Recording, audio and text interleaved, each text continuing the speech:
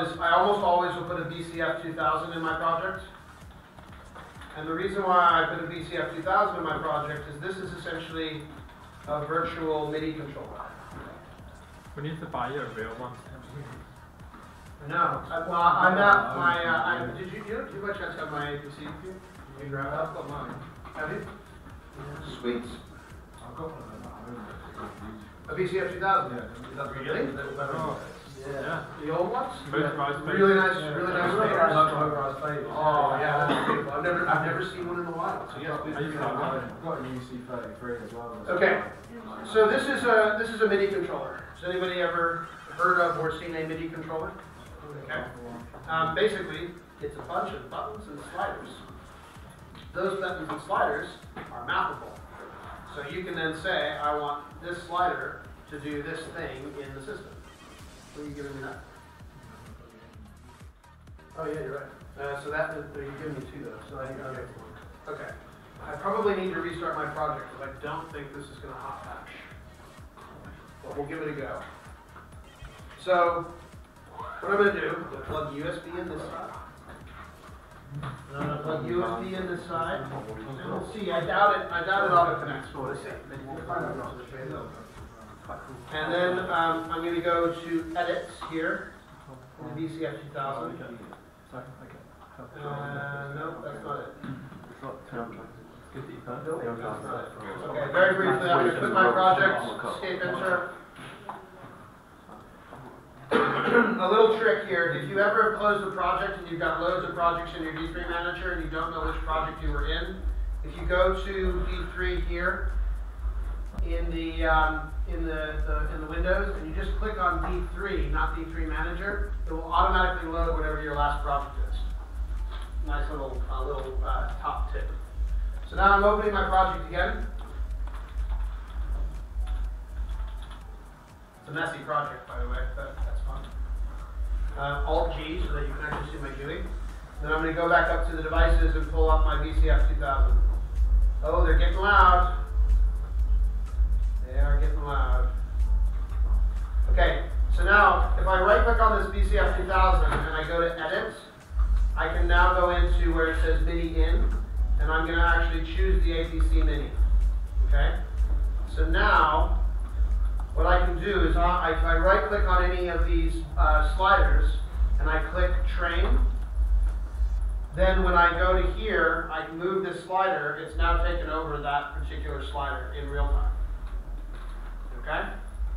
Now it's not motorized, so if I move it here, it doesn't actually move it here, but on the Behringer, it would. It would send that information back. And if you made an OSC outlet, a tablet, unlike OSC, like Lemur or Touch OSC, which is an app to make an iPad app that looks very similar to this, you can actually have it be controlled backwards and forwards. You can make it bidirectional, which is pretty awesome.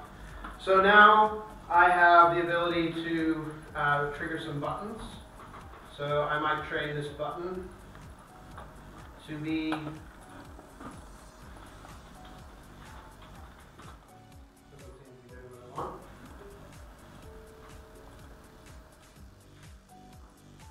may have to modify some things about control change, and there's a few other settings. But you can make knobs and faders and all sorts to be able to be tied to this. So there's a few really nice ones. Again, if you're thinking right now, what are the useful things that I could get for my family to get me for the holidays? A couple of things: a MIDI controller, really, really useful. A laser measure, really, really useful. A really nice 3-button mouse, awesome. What are some of the other things that I mentioned in the previous days? Oh, a D3 dongle or a notch dongle, really, really nice. Those are an Isadora license. All of these things are nice gifts for Christmas. Okay? So if you're thinking of objects to get, that's always a good thing. So, MIDI fader. So what do I do with this information now that I've got it? Well, for example, if I open my MIDI, if I open my open module here, if I hold Alt and I drag this to my yoke rotation, and I drag this to my head rotation, and I map this to my second output, I'm now controlling my yoke head. It's moving the wrong way, though, isn't it? Okay?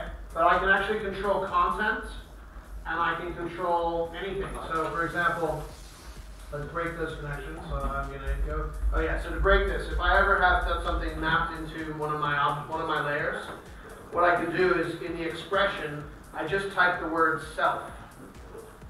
If I type the word self, it will reset back to nothing. And the reason it's self is that the expression is look at whatever is in this content of this layer. Okay? So instead of doing that, let's do it on a piece of video content. So I'm going to go back here to my video content. Let's say I want to control brightness. So instead of controlling that yoke position now, I'm now controlling brightness of content. Okay, let's say I want to do it to color. So I'm going to go to color with these two. And I want to train this one. So I'm going to do my third one. And so now I've got the ability to actually tint my incoming video feed. Let's get rid of bugs.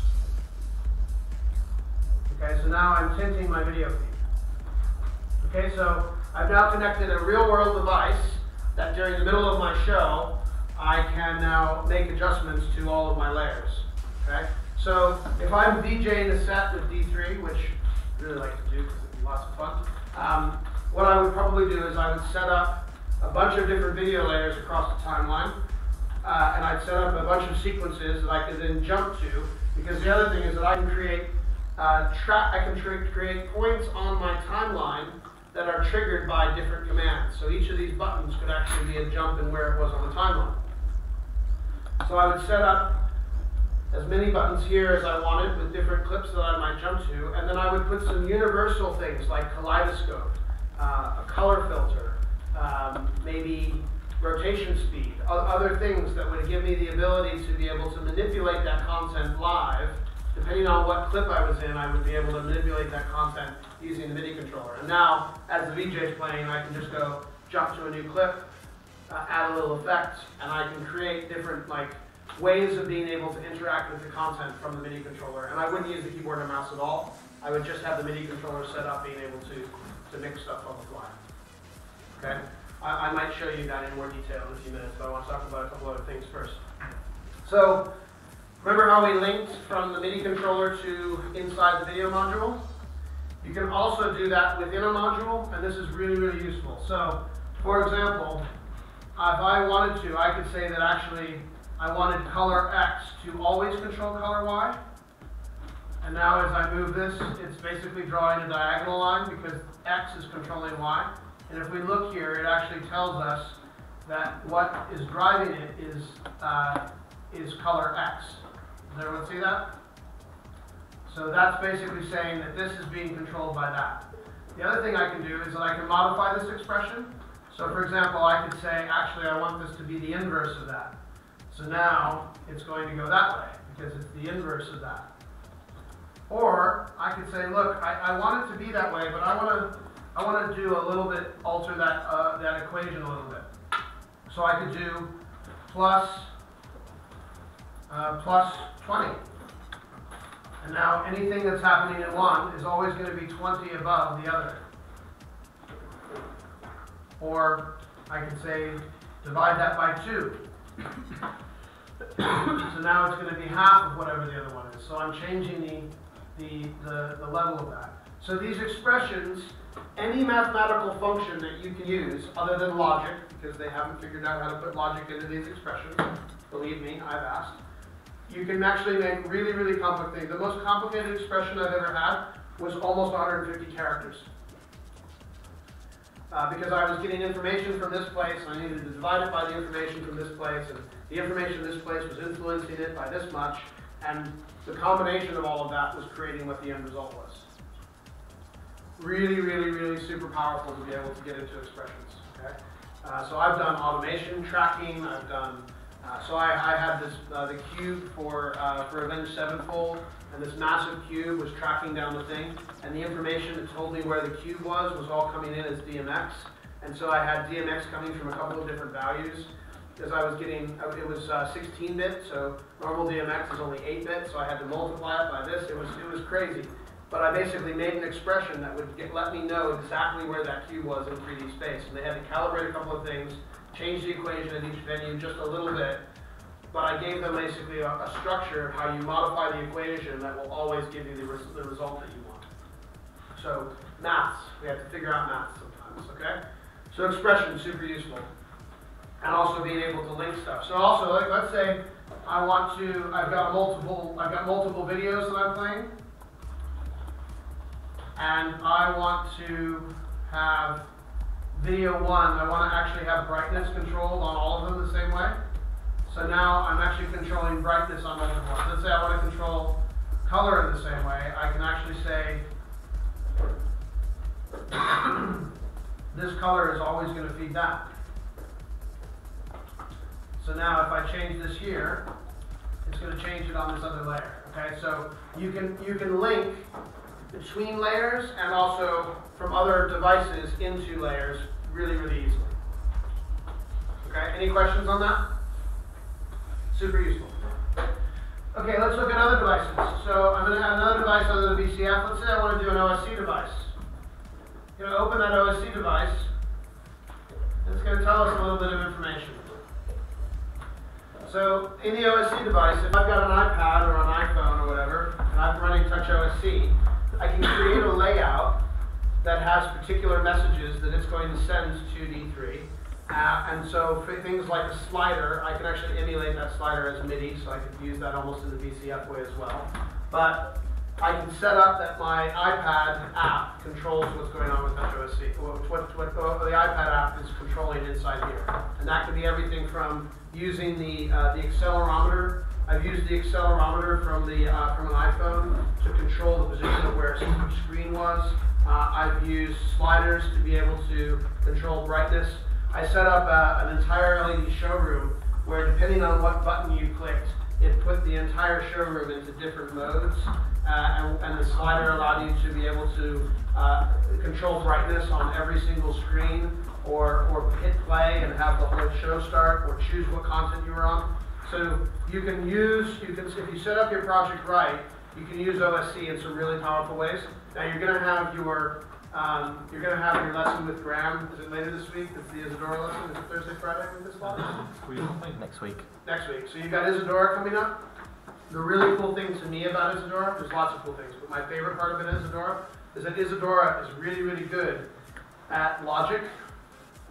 And so anything you can't do with expressions in here, you can actually build in Isadora and then send either OSC or MIDI information to D3 to control it and create even more complex relationships between things.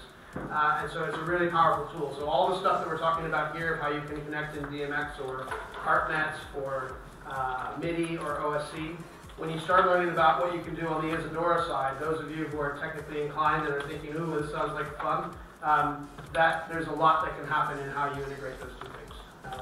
And people like Ed, who just graduated, like, he has probably made more money in the last year setting up Isadora projects to control D3 than almost anything else that he's done. And it's almost like a Swiss Army knife, that you have this tool in your back pocket with Isadora that allows you to do really complex integrations. Like, I'm going into an installation and I want a sensor to trick on that the projectors all come on because somebody walks back by a particular sensor point, and then as they come in, the content starts, and you're using like outside sensors to control stuff. Isadora is like, take that outside sensor information, convert it into the information that will trigger D3 to do what it wants to do. Same thing with any media server. Hippo, Avo, any of the servers, they will all have commands by OSC, MIDI, DMX, and so it's a really powerful thing. Lighting desk operators in the room. You're probably going, but Shannon, it's a timeline. How do I do what I want to do with my lighting desk and control everything about this server? I can see one person at least. I can think at least one or two of you have had this thought already. So guess what?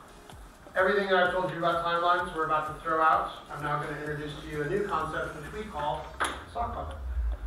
That's the action you have to do. It's a little bit like the Heil Hitler thing, but instead it's a sock puppet. So Ash really, really hated this development. He did not like it at all. Because he was all about the timeline. All he cared about was timelines, and he thought that show control via QStack was a horrible and awful, awful thing. He did not want to do this. It took us years to to tell him you are missing an entire part of the market who are lighting desk programmers who really, really, really need the speed and the efficiency that having the surface to be able to control everything, what that would do. And so he hated it, so he decided to name the entire feature set Sock Puppet, because it was a bit of a joke that essentially you're controlling this thing, and that was his whole thing. So he calls it Sock Puppet. That's a bit of a story. Anyway, what I want to do is I'm going to go into D3 here, and I'm going to go to where it says Sock Puppet in the D3 menu. And if I left click on Patch Assignments, I want to open that. I also want to open my bank editor. So, first thing, in Patch Assignments, this is showing us on Universe 1 all of the channels that are available in Universe 1 that are coming in. And I can do multiple universes, so I can do as many universes as I want.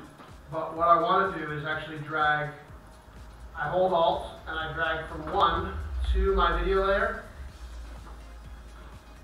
And you'll now look at in the video layer that every single thing here is now green, and that's exactly what was happening when we were linking things.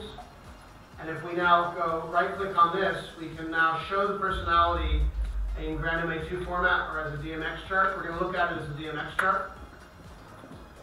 And it's now going to show us how in Universe 1, on Channel 1, if I adjust any of those channel numbers between 0 and 18, I can actually change my blend mode on the fly from my lighting console. So I can, in my Q stack, change what the blending mode is. I can control the brightness with one set of channels. I can control the mapping. I can control what video clip is in which one. I can control all of these different parameters. Every single parameter, including cropping, keying, color shift, all of them. They are all in the DMX. So what this is a personality for the video layer that's on the timeline. Now, what you can't do is keyframe edit any of this now. We are not in a timeline function anymore. We are now using this block to control it from a lighting desk. Okay? Another important fact is this bank. So if you look here, you see where it says mapping bank, mapping slot. So if I go here, well, that's getting loud, isn't it? They actually playing instruments, so they're just playing instruments, I think. I don't know. So it used to be back in the day that you had to actually name your content for Catalyst and some other systems.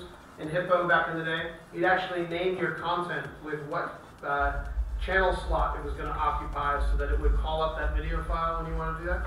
D3, you don't have to do that. So I could rearrange my media by dragging from the bottom up into here, and that will then allow me to call the bank and the slot. So I could have multiple banks of videos, so I could have each band at a festival in their own bank. So I can now say I'm in bank 3 because I'm on the years and years set, and all of their media is being shown. And then as I want to choose that, I can now build each of their pieces of video into whatever my Q stack is. So the idea behind this whole show personality thing is that essentially on the lighting desk, what you want to be able to do is control a media server exactly as you would a moving light. So pan and tilt are like options, and I always have all my pans and tilts together. My media server, I actually want to be able to play video to everywhere, but I want to be able to do that very quickly. So what I would have, and a thing that D3 haven't introduced yet, which is still on everybody's, we have to have this thing, is CITP. So CITP basically sends a thumbnail of what you have to your console. So on your console you get a thumbnail of what it is. Unfortunately, I don't think they've managed to do it. I'm not a sock puppet user, so I don't know. But it's been talked about for a long time. I know they've been working on it. Yeah, there's something about licensing it or something that's not right. So anyway, they have this CITP thing. Anyway, so what you have to do is that you basically have a laptop editor sitting next to you so you can see your bank, and then you can pick what it is, and then you program that into your show. So a lighting desk, rather than running on a timeline, what it is a stack of different cues. So when you hear on the comms, the stage manager goes, go lighting Q1. Lighting Q1 might not only contain the state of the lights and how they're going to move through that state and what's going to happen over the time of Q1, but it would also include the video clip that's going to be played on the screens. So instead of building a timeline where you're going to move around that timeline, you're basically going to play a particular piece of content at a particular time, and then what you do with that is built into the queue. So the queue might have things that are happening within it, sub-queue of what's going on, like brightness going up and down and fading in and out. But essentially, everything is moving away from a timeline and more to go this, then go this, then go this, then go this, and it's a faster way of working for some people. I'm not a key-stack person. I tend to use a mouse and keyboard. But that's just me, because that's how I'm faster on V3. I also don't know Grandma May well enough to be able to program it. What you should do is get your desk out, plug this into a laptop, and try programming the show using Sock Puppet, and then show us all how it works. You can also do, you can pick up the type, anyone who's ever done, or wants to do AVO training on a Tiger Touch or Quartz, you don't get to export the personality, but you can build a manual DMX personality for this information. You can export that information out. As you can guess, AVO does not want to allow a personality to be built for V3. They've got one of us. Have they? They're on the personality builder. Yeah. The big chat online.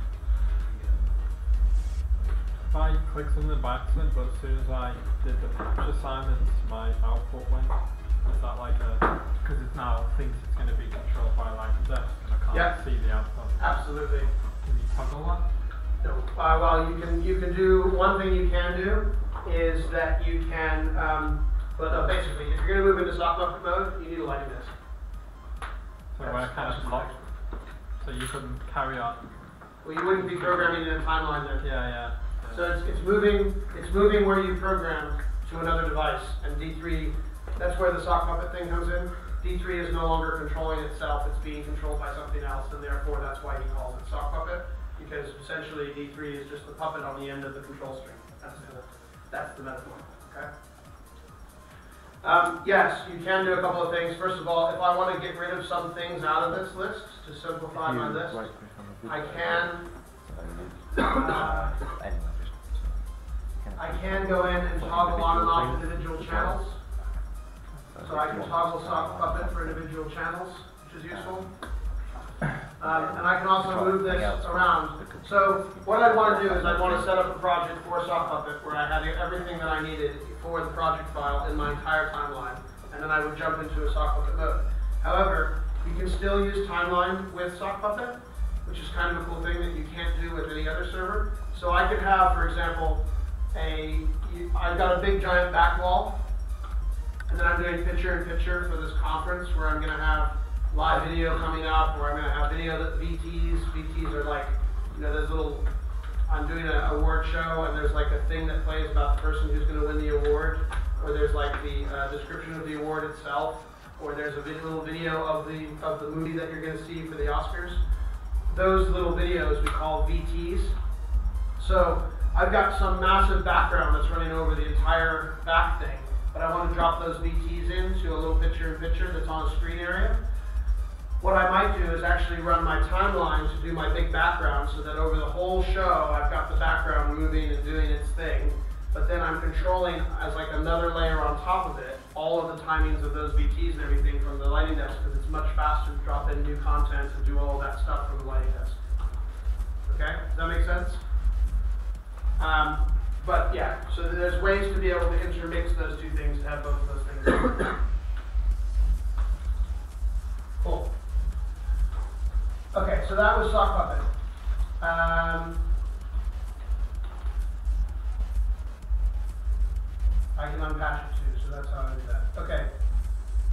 So, we were talking about cameras earlier. I'm going to come back to them for a minute. Any questions so far on devices? We haven't covered anywhere near into devices as much as you can. Let me just show you one more thing before I move back to cameras. In devices, if I go new device and just type A, it's going to bring up all of the different types of devices that D3 can currently talk to. So camera, a switcher, audio analyzer, so you can actually see waveforms coming in from the audio. So I can make content audio reactive in D3. Not to nearly the level that you can with something like Notch, but you can do audio reactive stuff. Barco OnScore, that's actually another type of video mixer. A CITP device, so there you go, there's where CITP now works. DMX device, so that would be something like a light, or a DMX device in this case would probably be more like an automation thing, like a small motor that's moving up and down, or maybe I want to trigger fog at a particular time, I could do that with a DMX device.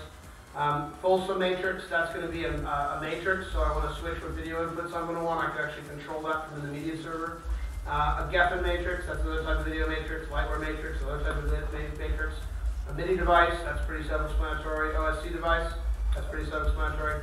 Screen position receiver is automation stuff. So if I'm getting moving screens and I want to receive where the data is, then I can go in there and I can use a protocol called PSN, or I can use Kinesis, and all of that's in the screen position receiver module. Serial device, RS-232 is a pretty old protocol that's used for turning on like projectors. So I can like put a RS-232 cable into a projector, and now I can control and turn that projector on or off, or do the shutter. It's that kind of control, but typically for devices in a space, more like home devices. Telnet is similar, so it's for sending, it's a certain type of protocol for sending data to control things. Same with UDP, so I can send UDP packets. Again, that's a more Ethernet-based control, similar to serial, for being able to turn things on and off.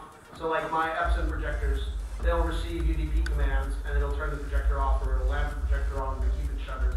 I can change pretty much every setting, including keystone and all of that, via UDP commands. And Visca is a type of robotic camera, so you can actually control where those cameras are looking and control all of that. So I'm not going to go into all of these. This is like, if you have a device, there's a manual, and you should go look at the manual because it will tell you how to set up that device, and it takes some experimentation, and you should never try to do that the day before the show. You should always do that well in advance of the day before the show so that you know that it works, okay? So that's all in there. Okay, I missed out one here, which was transport. So a couple of things. If I open this transport, it's currently in default. The first thing you'll see is it says not engaged. This relates to timecode. So timecode is a really important thing in our industry. Basically, can somebody find, or maybe I can find it because I'm connected to the audio. This is going to hurt, so I apologize.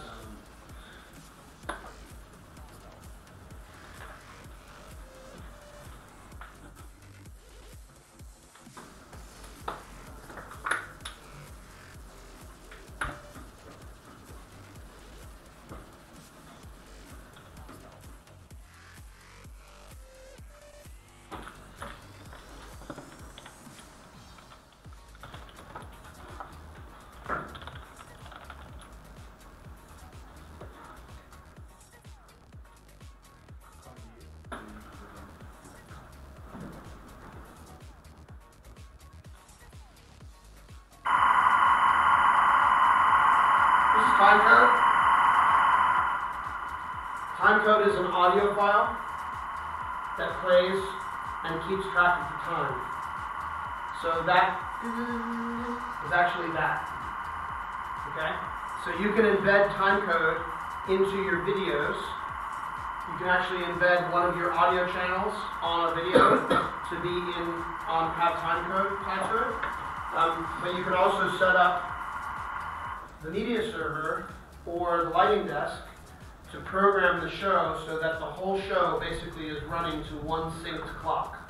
So if I want pyro to go off at a certain time, if I want lighting triggers to go off at a certain time, if I want videos to always happen, and I want to have a coordination of all of those effects, one way to do that is to have everything receiving this timecode.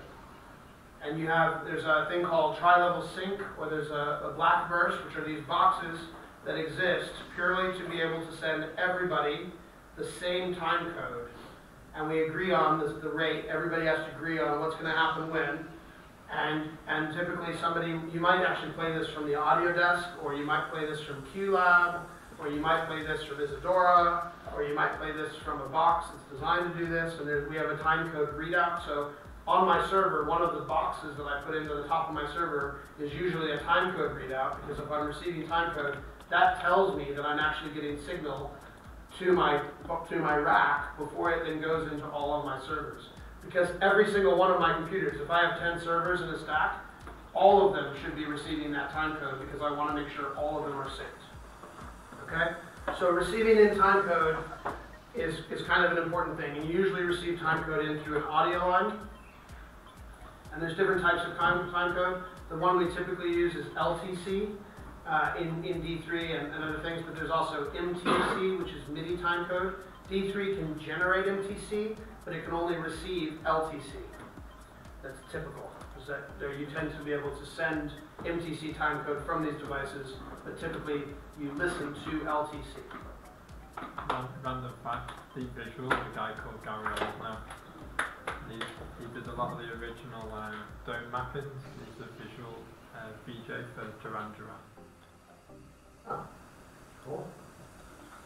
And that's on his YouTube channel. So that's why I was laughing when I seen it. So this is time code in 25 frames per second. Again, depends on where you are. So this would be really good for Europe because you're running at 50 hertz, and so you make your content at 25 frames per second. Here in the UK, we tend to make our content at 30 frames per second, so this would be no good. So you'd want to find audio that was at 30 frames per second. There are some really good time code generator apps that are really useful, and also different softwares like QLab will let you generate time code at different rates. Really important. In D3, I can put into my timeline, so let's say I go to my timeline here, and I can put in a tag type. Instead of, right now, where tag type is, it says TC, MIDI, and Q.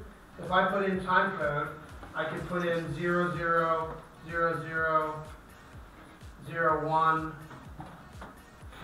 or this is only 1 minute, so let's put 1 minute. Okay, so this is hours, minutes, seconds, frames. So if I put that in here and I hit OK,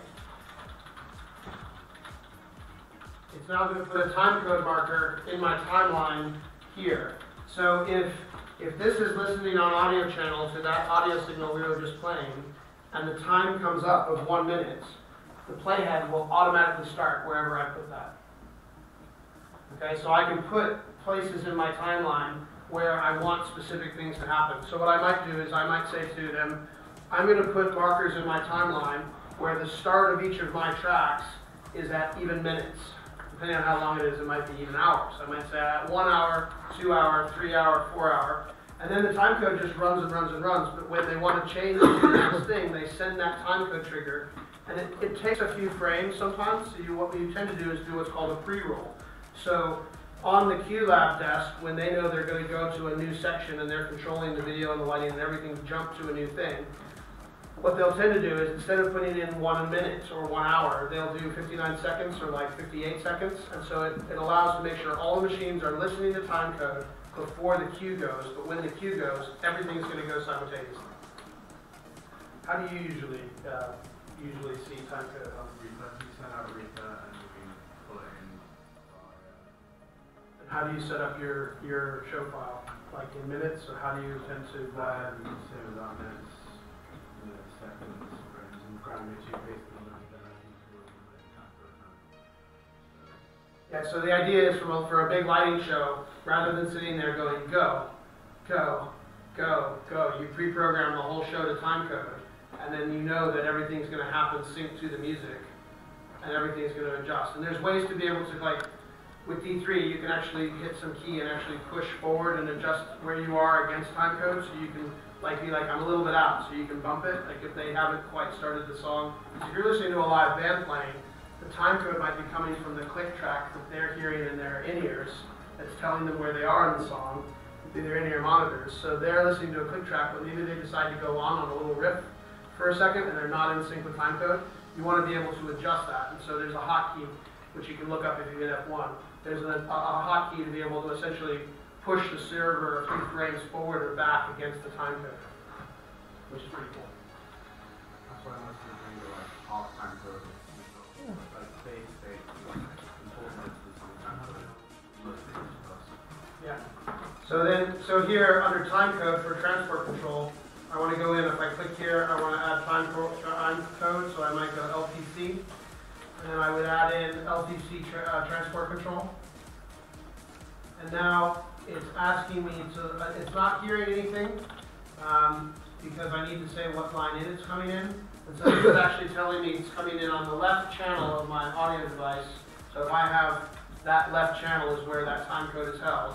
And it could be on a secondary sound card or anything. It could be coming in if I've got a 5.1 channel sound card, I might bring it in through the rear right channel so that if I'm playing stereo out, I've still got my main audio going out on my left and right front channel. So you can hide it in channels of audio. Okay?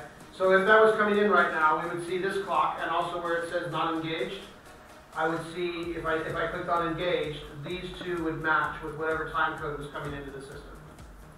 Okay? Now, let's say I'm in a rehearsal. I probably want to hit disengage, because I might not want to be, if they're just running through cues for the actors or something like that, I don't want the video changing every time they try and change the music, so I might disengage the system. And I can choose here on play mode.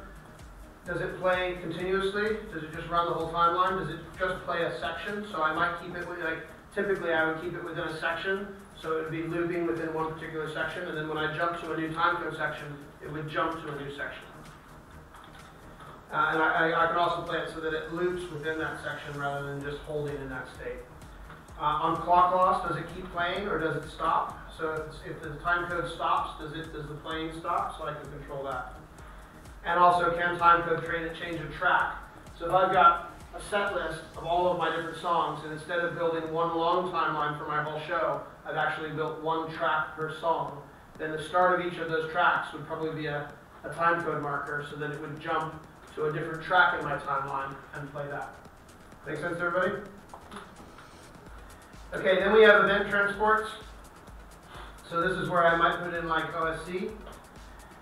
And add an OSC event transport. And here I would pick what my OSC device was. So I'm going to pick OSC 1 because that was the device we set up before.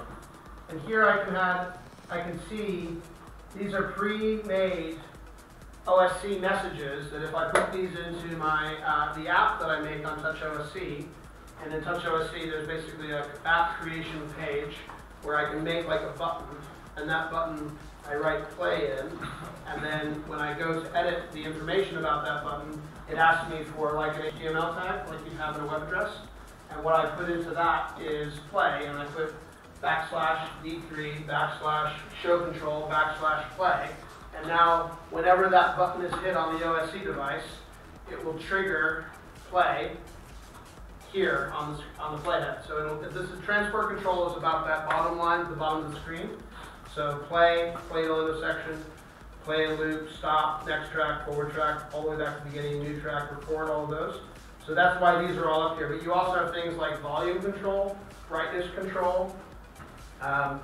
You can get information like what is the track name, so you could actually have a part on your track, on your OSC layout, that was actually receiving what the name of the current track was.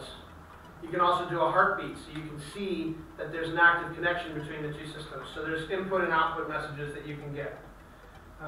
You can see what the next section is. So you can actually put that information as text on the app so that you can see this is the next track that I need to go to. Right? So you can make your own layouts, which is pretty cool. I might also have, I can't actually remember the difference between event transports and local transports. I think local transports are things that are happening on the computer. So you get things you can tie in there. So if I have, for example, Isadora running on the same system, I might be looking at that instead. You can also make a schedule. So it's a really rudimentary calendar, but you can go in and actually schedule. So if I want to do this, I can say here's an event, and I can say the start date and the end date and when it's going to happen, and actually we'll listen to the system clock. I would want to make sure that my system clock was correct, but it will actually listen to the 6 system clock, and so that you can actually set. So I've had shows that lasted for years on a single timeline where I wanted to program an event to happen, or a particular track to happen, for the president's birthday at midnight. So you could actually set that up as a rudimentary calendar in the system.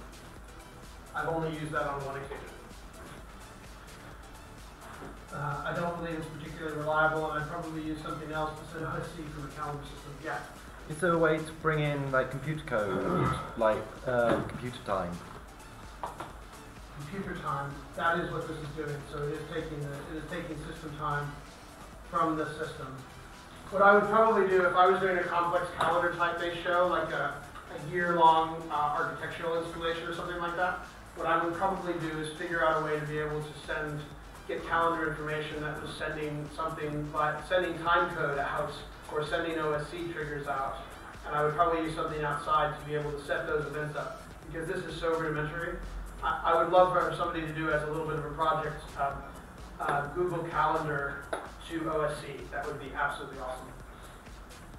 So trigger an event when the timestamp happens. I bet you could do it, because you could actually do a web message. You could use push notification function to do push to write an OSC message somewhere else. Yeah. Can you bring JavaScript in and stuff like that?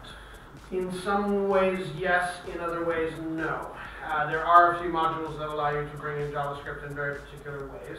Like there's a Python module that you can bring in Python in some ways. It is not very well supported or documented, because D3 has really made a huge push not to allow people to develop their own stuff. The reason is that if you're putting your own stuff into a show, they're still responsible for the hardware and the system profile and networking, and from their point of view, that's a risk that isn't worth taking on the world's largest shows. Like the web module, use with caution. The web module you can bring in certain JavaScript into, and that's one of the ones where it doesn't exist. So in theory, you could use a rudimentary Python get time to run that type of stuff. I am just trying to remember where Python was.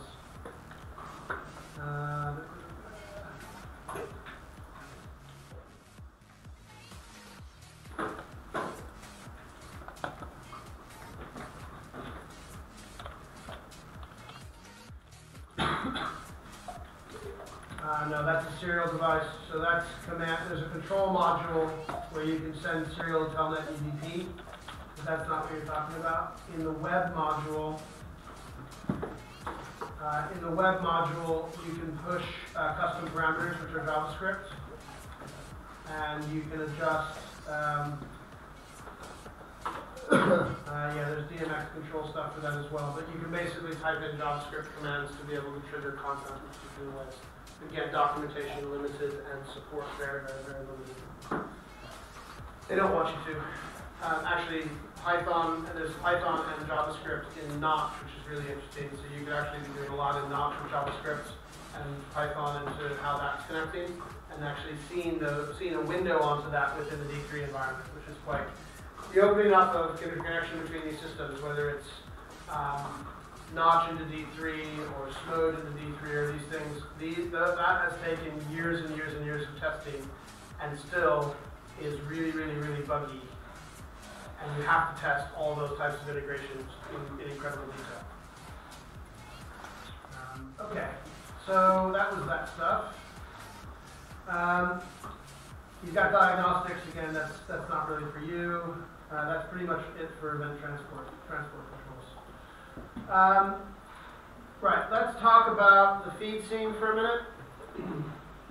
So I'm on this machine, but I want to be able to set up to be able to see more projectors than I currently have. What I can do is if I right-click on the feed button up here, and I go into head configuration, I can add heads to this, and it will actually make virtual heads that will represent other outputs that I don't necessarily have on this computer. So with D3 Designer, I can actually set up a full master-slave network of lots and lots of machines where I can actually see all of their outputs, and I can see how I'm mapping all of my projectors onto all of my outputs, including whether they're 4K or I'm using a VFC card to quad split them, etc. So for example, I can go in and change and make a custom resolution here for this one, where I make it 3840 by 2160. So now I've just made this a 4K head, and if I right click on this feed property, no, I can't. The only way I can do that is if I set up my machine. So let's do that. So if I right click on D3 and I go to D3 Net Manager, I get this little button, and it shows me all of the different computers in my system. So if I go to Master and I make a new machine and I call it GX2, underscore 1. And I don't need to tell it what machine it is yet, but instead I want to say it's a GX2. It will actually show me what the output configuration of the GX2 is now down here. And it's grayed out because that's not this machine. Okay? But I can now set up that this, it's not letting me.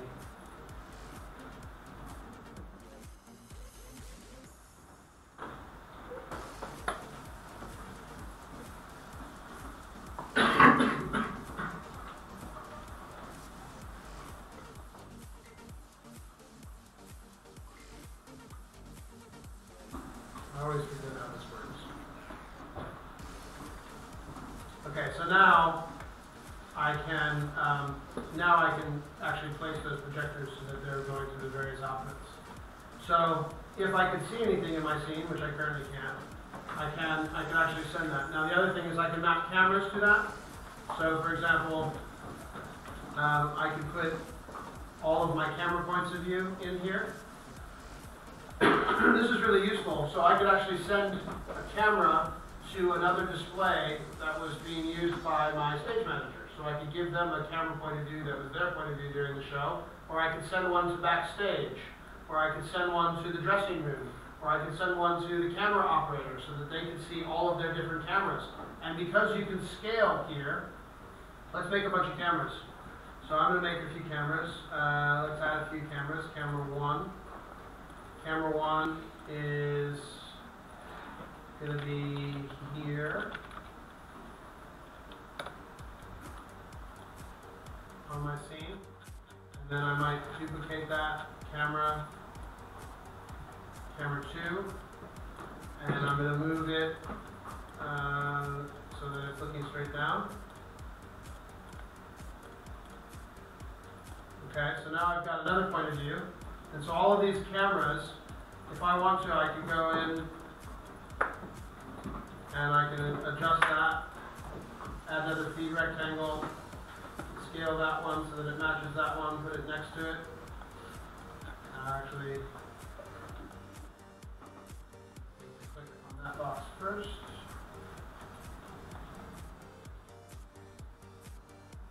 And then I might apply another one.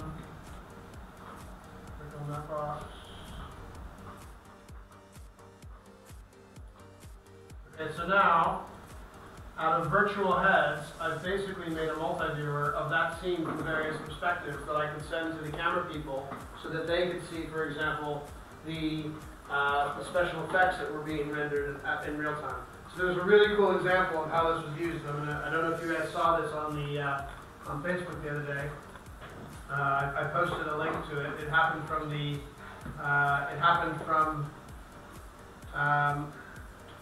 from Berto More at a company called All of It Now.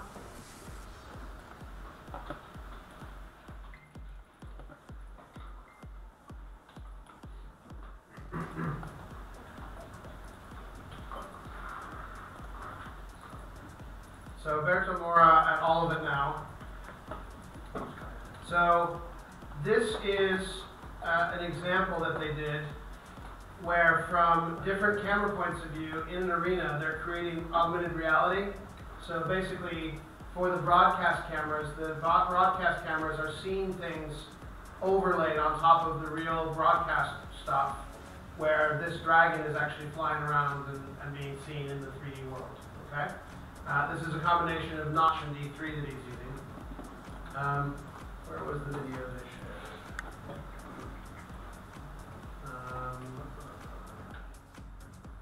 This one was they posted just the other day. So here is, they're describing this as everything included. So they've got black tracks tracking the position of where an object is. They're creating augmented reality based on where this camera is. So they know where the camera is and they know where the objects are. And what's happening on that scene is not happening in reality. It's only happening for camera, plus the background. Queens know that. Yeah, totally. You have almost everything we need to be able to do that other than camera tracking. But yes, from fixed position cameras, you can absolutely make augmented reality for content. and absolutely I'd encourage you to do so. In fact, what Harrison and I have been working on for this video that we're doing is basically made a virtual stage, and then we're overlaying content that Kira filmed this weekend with Sam, where Kira's using her phone Oh yeah. in front of the band. See, And the so- best moment in the world is over here. They're holding up the camera and doing that, and so we're replacing the footage. It's almost like she did that. We are having to rotoscope that out. We could have done it in front of a green screen.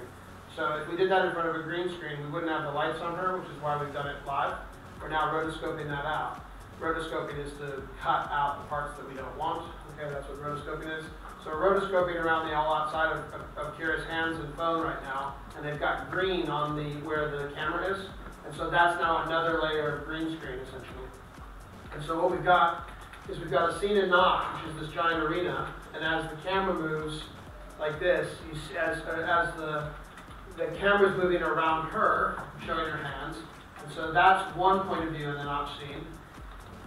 And then there's another layer in the Notch scene, which is actually being output to the position of where her camera is to present an IR overlay. And the content is different on the phone than it is in the real world, because we're simulating that idea of being able to have AR on your phone watching an event where you're seeing some special thing happen, but you only can see that on your phone. But you want to be able to see all the layers all the way through that. So we're simulating that whole thing right now as an example of like the future of entertainment. So yeah, Berto Mori does lots of cool stuff. He's definitely worth following.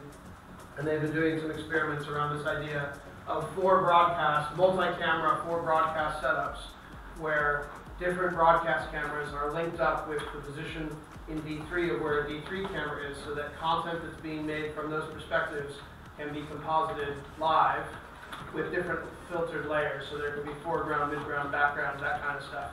It's really, really powerful, and it's like the next generation of how this product is being used. It's quite amazing stuff, really. I like his depth map. They did a depth map project the other day as well. This was really cool.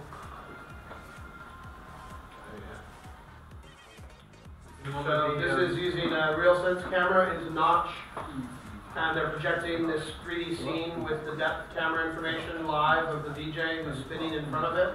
And so they've got this particle world that he's being made from live. And then they turn around and you see that actually there's a real person DJing, and all this information is live from a depth camera.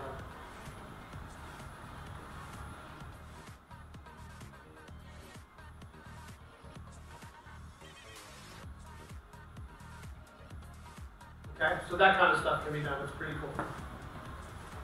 That's all Notch. We aren't covering today.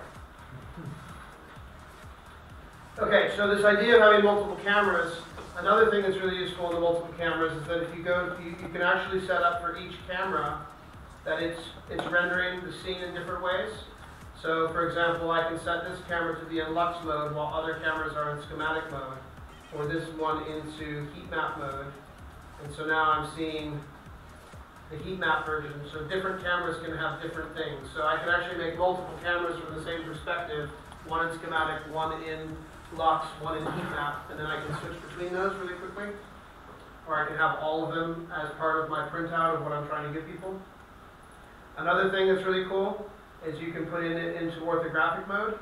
And so now this camera, it's flat, so it's like I'm looking at a top-down for, it's more like I'm looking at a drawing or a drafting of where that position is. So if you go into schematic mode with this on, and you get the grid, and you get it exactly right in the top, you can actually print screen and make a CAD drawing 2D plot of where everything needed to go for somebody, because you have that ability to take away the perspective and make it flat. Okay, so that's super useful. So add perspective back in. You can put lenses on now and all that.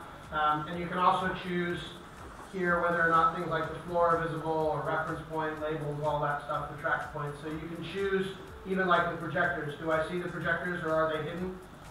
Are the venue hidden? Is the track points hidden? So you can hide different things per camera now.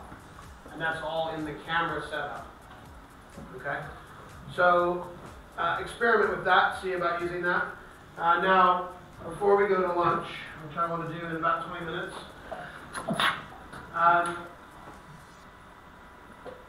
The next thing I want to show you is that all of the cameras, so you can see I've got multiple cameras now in the scene. You can also animate cameras, and you can make fly-throughs. So my scene is now horrible. Let's go to one of my scenes that I did the other day. So I'm going to exit out of here, because I've just got a load of junk in here right now. And I'm going to go back and I'm going to look at my end of the day project from yesterday, which was train 3.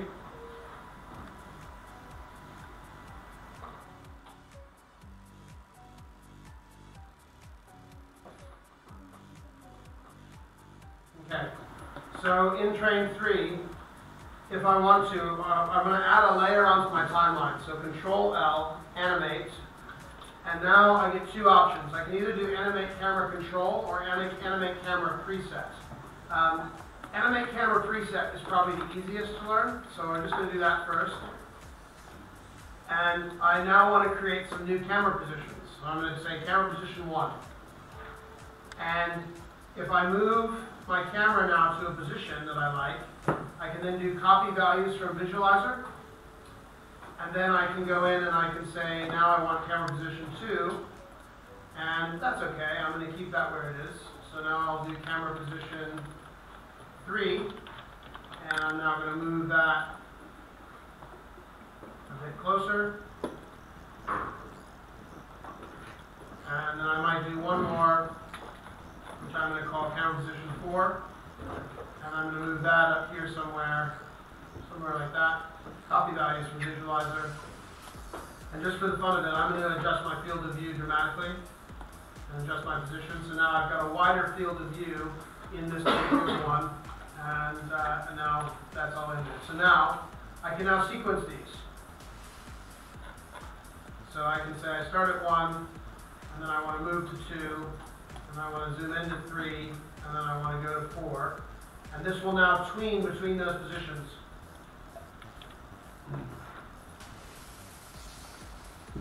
Okay, so I can now make a very simple fly-through. Now, the difficulty with this is that it's not letting me control the individual attributes very carefully. So this is basically making assumptions about the path that I want to make, and it's taking the least mathematical distance between everything to move that camera position. Okay? It's not very accurate. Now there are a couple of other things, a couple of other ways to be able to do this, to do a more accurate thing. So first of all, I'm going to delete that camera preset. And instead, I'm going to do an animate camera control preset. And now this gives me a timeline so that I can control all of the individual attributes of where this is. So I can now control the field of view. I can control the distance of where it is.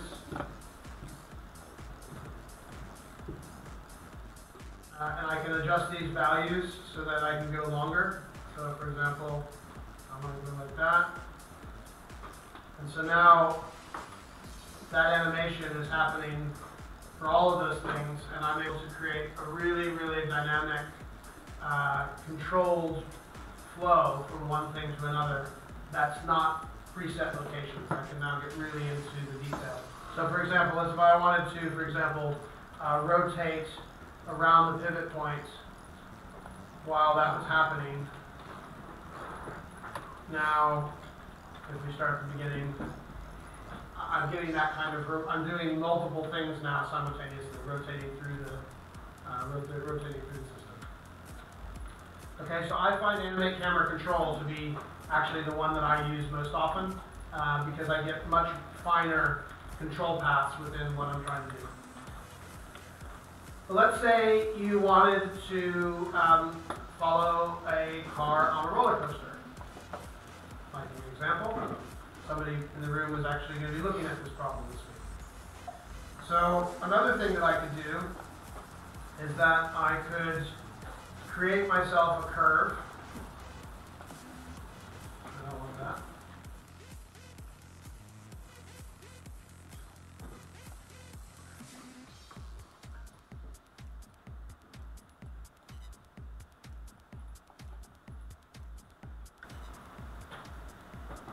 I don't like that either, so let's go Y.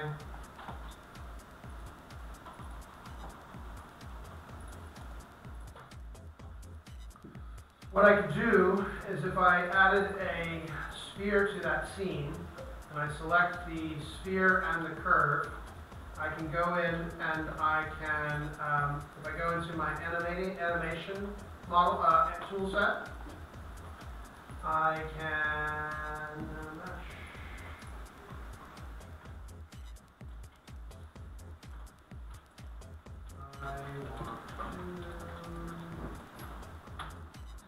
Sorry, 1 second, to change it all, of course.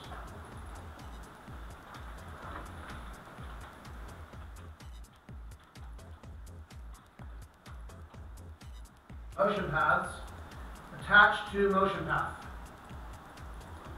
And now, over 120 frames, this sphere is now moving along that motion path.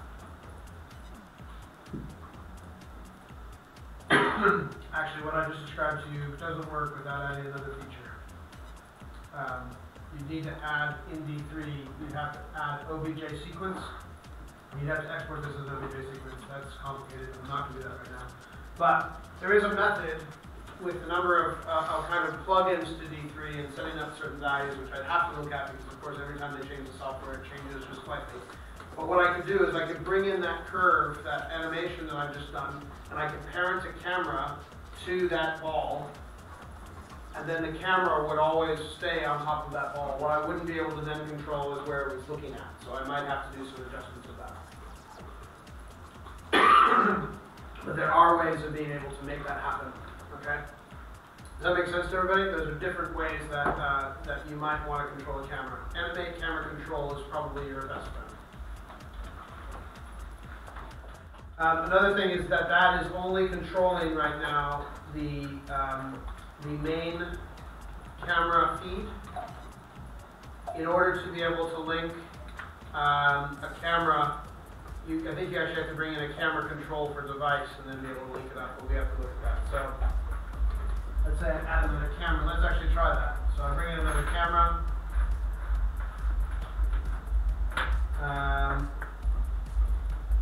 See if I bring in a camera controller,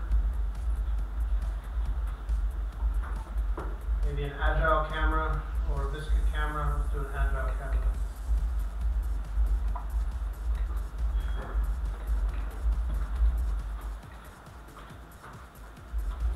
Now let's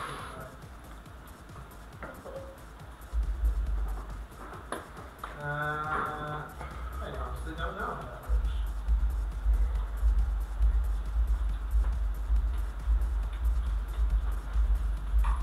So our camera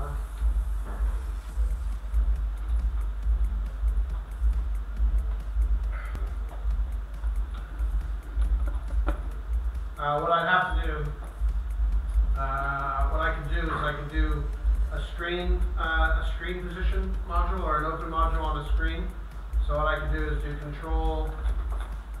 I can bring in you should be able to control this. I don't know why they haven't done this already. So I can bring in a screen, new surface 1, and then what I would do is that I would parent my camera at 0, 0, 0, and then I would add to my projection surfaces in the hierarchy, I would add a child, which I would make my camera. And then if I moved this screen, now the camera is moving with it. So theoretically now I could make an open module.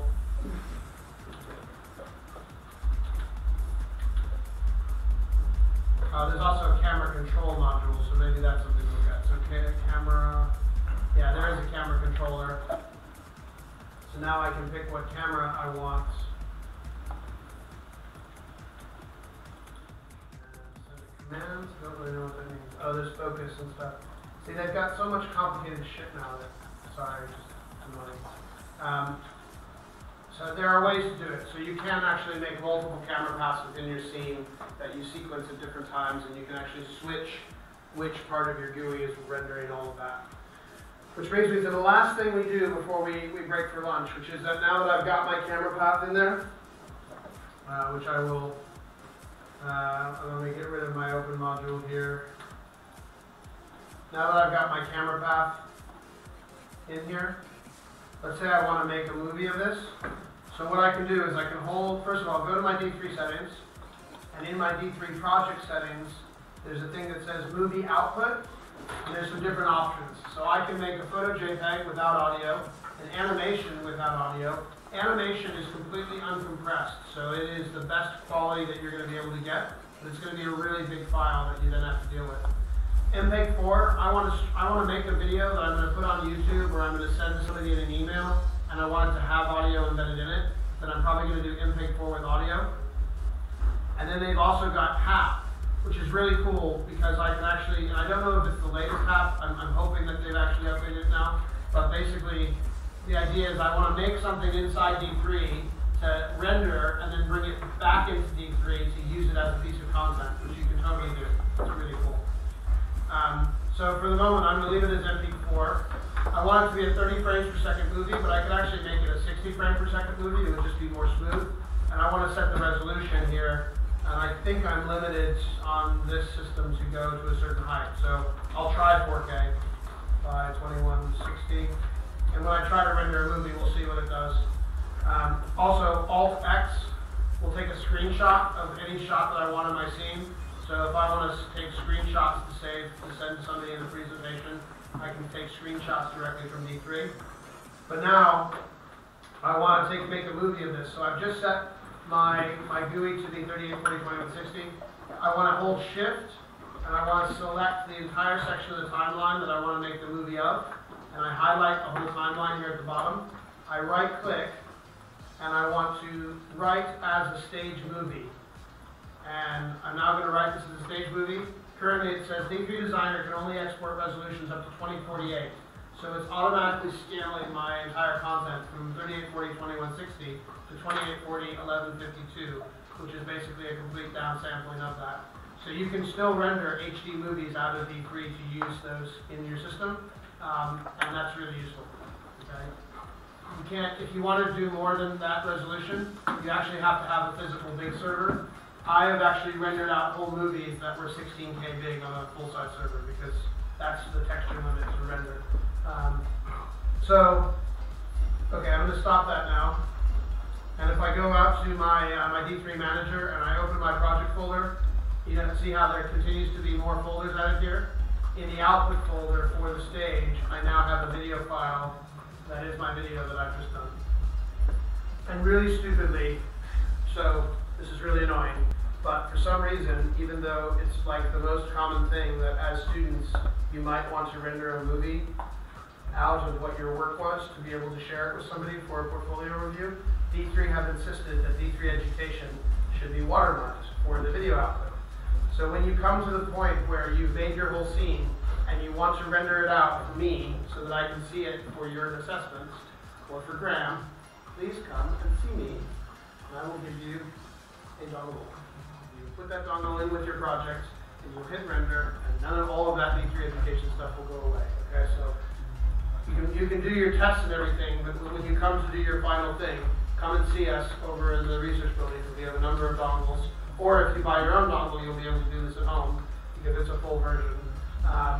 But yeah, you need a dongle to be able to render without that watermark. Okay? Now, really cool thing. So let's say I want to take all these, and I want to add them to my feed output here.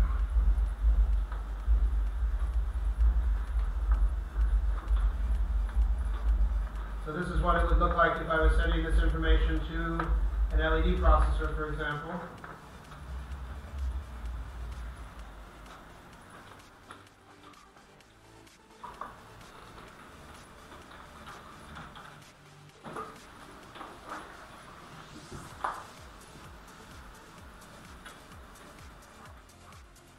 So I'm taking these LED feeds that were all from my LED scene, and I'm now bringing them in so that their pixels are going out, are now being rendered to the output. So this is what would be sent to the LED processor. Really, really cool thing I can do here is that if I now go back to my my beginning of my timeline and I hold shift and I select all this, I can now render, if I hit this, instead of running a stage movie, I can now actually render an automation or a feed movie. And if I hit that, it's going to render the entire timeline.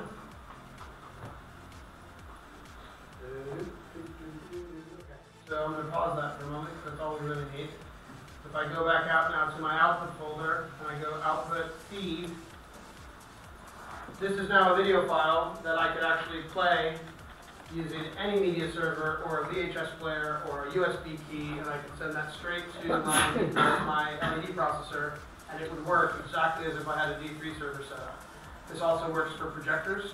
So if you are working with a load of projectors and you're using D3 Designer, you could do all the calibration, all the mapping using your laptop, and then you could hit render, and you would render out all of the different virtual projectors, all of the different outputs. It would render all of them at the same time.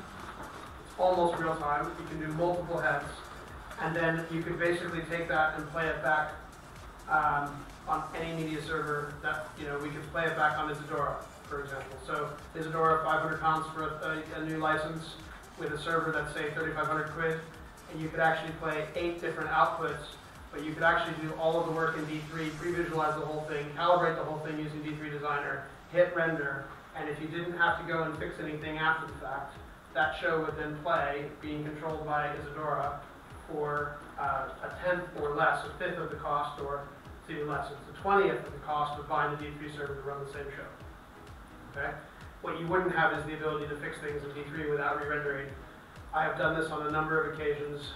D3 don't like the practice, but I think it's a fantastic use of the product, and so I still tell you about it. But it's pretty cool. Okay? Right. That was a lot of information. Has everybody kept up? Okay. We're going to have a break for lunch now. I'd like to come back at 2:30. At 2:30, we're going to spend the rest of the afternoon looking at your projects and actually trying to build some stuff in your projects. So please come back with your models to be able to get some tutoring support. Graham, are you here this afternoon as well? I'll be around, Jeff. I think it might be useful for you to see kind of where they're up to with these projects and stuff as well. So that would be useful. Okay? Any questions about any of the stuff that I've covered? You just have to experiment from here because basically I've shown you almost everything that you might hit on in the system right now. There are stuff I haven't taught you yet, and actually we will do one more thing when we come back. So, okay? Cool. Great. Any questions at all? Other than can we move? Good. Please.